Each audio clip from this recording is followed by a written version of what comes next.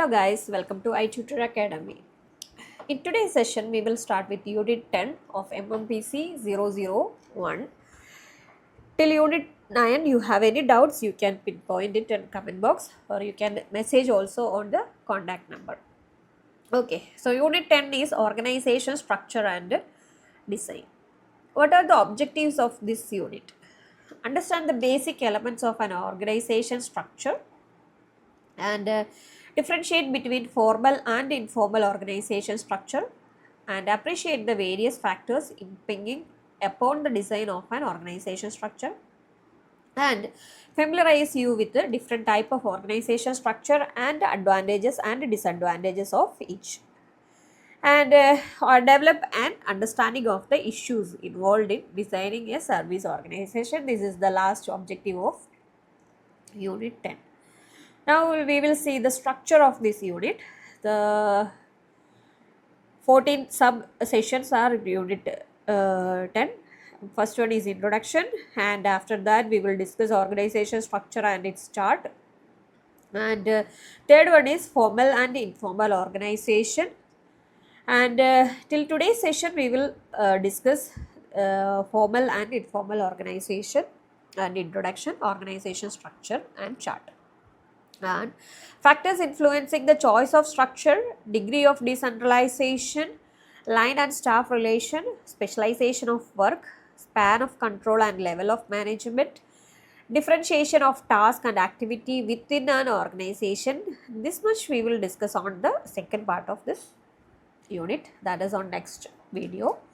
And metric structure, network structure, integration of organizational tasks and activities, designing structure for a service organization, and summary and references we will discuss on the last part of unit 10 and after one more section because unit 10 also it's a lengthy chapter. In one day we can't in one video we can't finish this chapter, so it we divided in three portions. Okay, and first one is introduction. Organization is a formal grouping of activities and resources for facilitating attainment of special organizational objectives. It is possible to achieve objectives without formal organizing, but there is likely to be great wastage of resources and time. Organizing ensures that objectives are achieved in shortest possible time in an orderly manner with the maximum utilization of the given resources. The context of a firm, its people, machine, building, factories, money and credit availability for use are the resources at its disposal. Okay, all these resources are limited. Your role as a manager is to organize all these resources so that there is no confusion, conflict, duplication or wastage in achieving your organization's objective. You will be required to allocate to each person his role, designation and position in the organization, responsibility for achieving specific objectives and authority for utilizing the resources assigned, and the higher authority to whom has to periodically report the progress. Okay, and second subsection is organization structure and chart. Organization structure refers to the formal established pattern of relationship amongst the various part of a firm or any organization. The fact that these relationships are formal implies that they are deliberately specified and adopted and do not evolve on their own.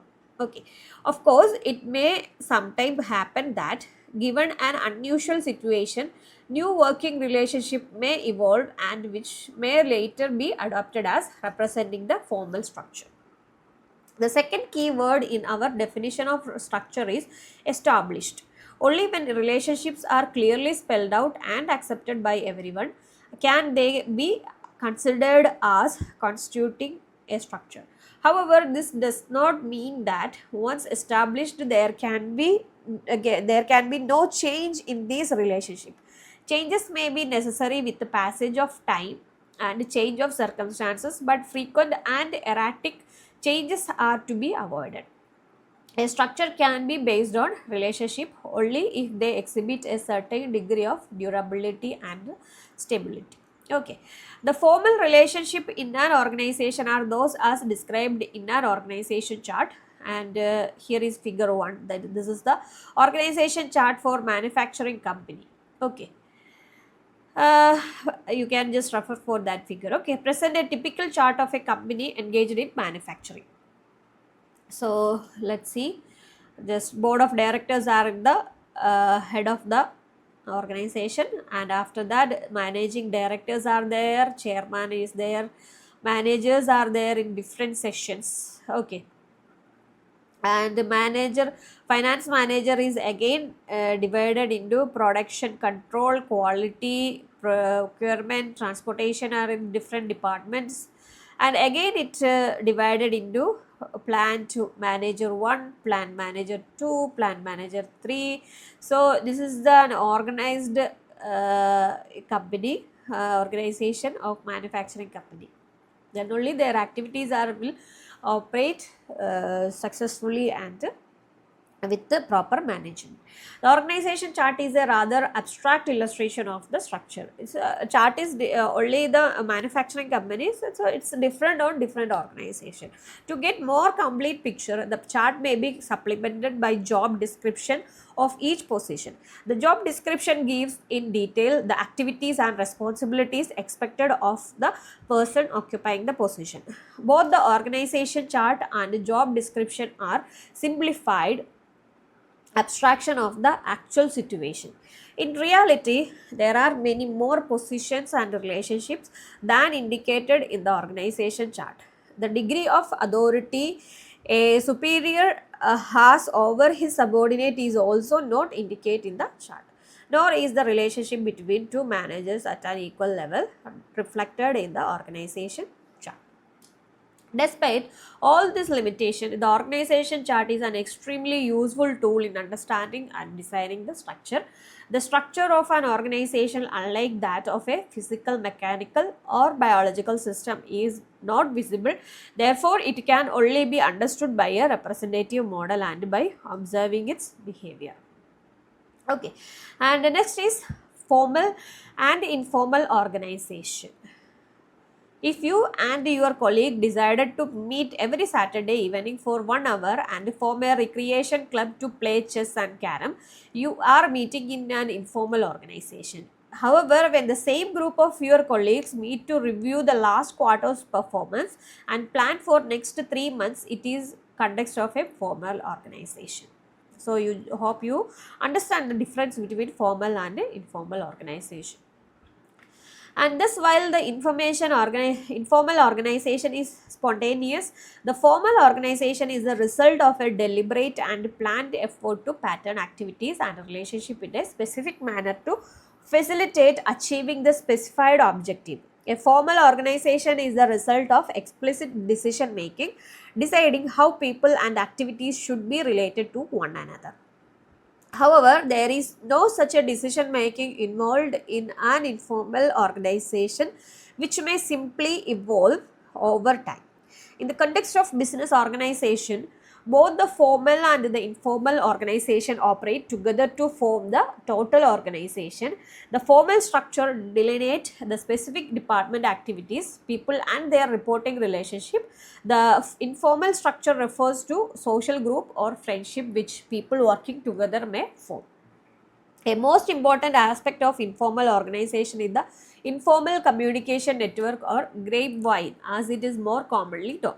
If you analyze the communication network in your organization, you would realize the amount of information you gather from official circulation memos and speeches is rather insignificant compared to what you are unofficially learned from your colleagues, or your subordinates, and even your peons. The grapevine constitutes an extremely important component of the organizational information system. And how often you have been able to avert a crisis much before it is actually erupted because the information about the impending crisis was conveyed to you by the grapevine.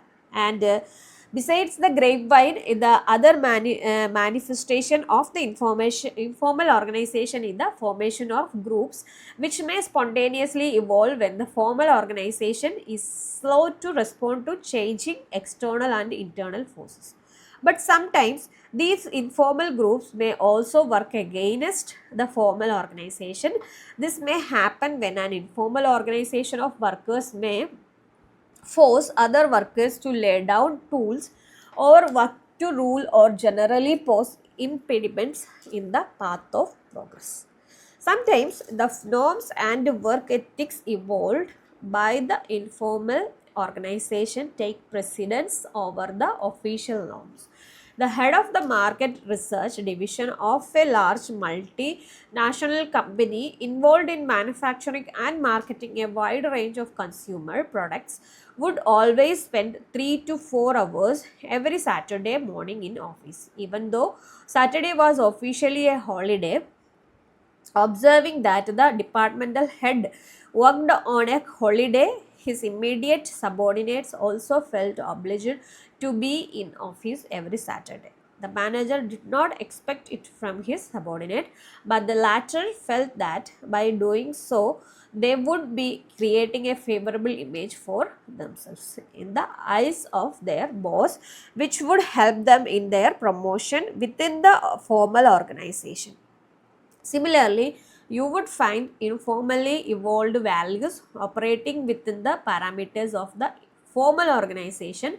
These values may relate to dress, employment of women, and employment of members of minority community, etc. In understanding the structure of an organization, you must understand the important role played by the informal organization within the formal organization.